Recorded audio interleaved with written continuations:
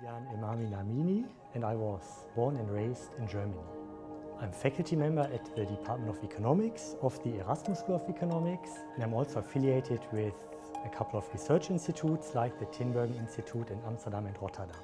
When I was younger, so in my early teenage years, I always thought I would become an actor.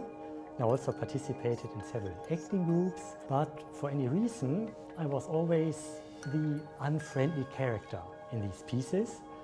When I was a bit older, 16 or 17, my grandmother, who was a businesswoman, then told me, "Darling, you will study economics." And this is how I became an economist.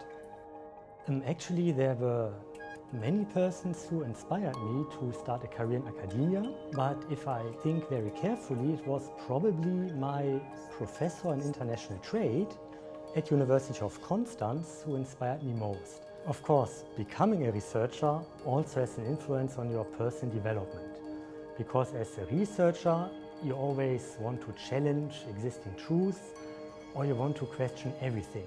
I'm a trade theorist, which means that when I do research, I live in a theoretical world that I use in order to study what are the consequences of globalization for workers, for households in general, for firms, or for the government.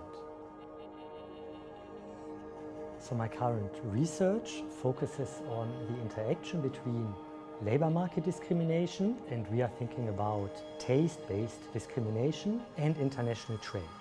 So labor market discrimination is a situation in which two workers that are from our perspective completely identical are still treated differently by a firm.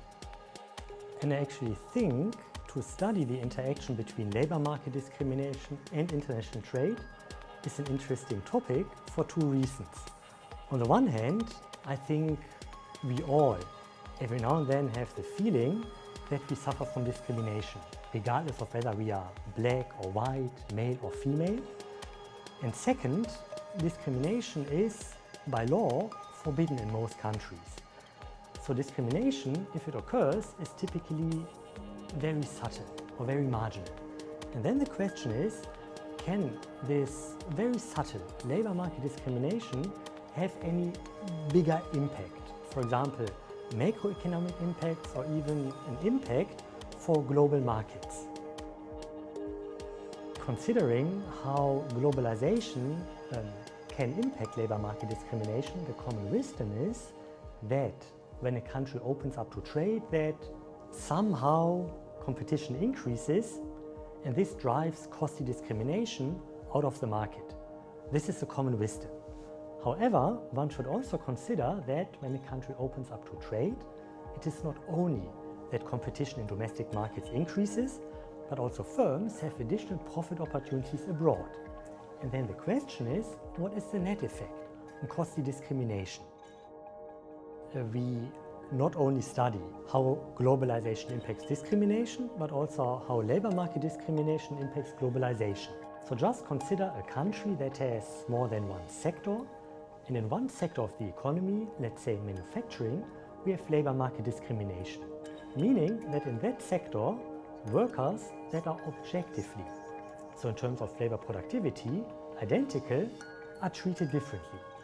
This means that there's a distortion in this sector, and this distortion then implies that there are less firms active in that sector, implying that that country has a comparative disadvantage in that particular sector.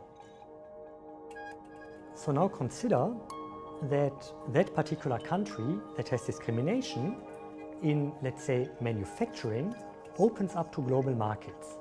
Then this country has a comparative disadvantage in manufacturing. Comparative disadvantage means that that particular sector will produce even less, so meaning that, on the one hand, globalization aggravates the distortion in the sectoral labor allocation that we have due to discrimination. On the other hand, globalization decreases the wage gap between the preferred and the discriminated workers. Why is this?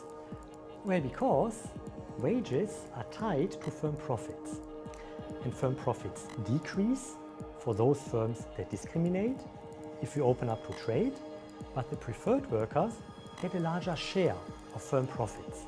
So therefore, when a country opens up to trade in the discriminatory sector, the wage gap decreases, which is, if you consider labor market discrimination to be something negative, a positive outcome. My name is Julian, Emami, Namini. My message to the students is study hard and you will see economics is simple.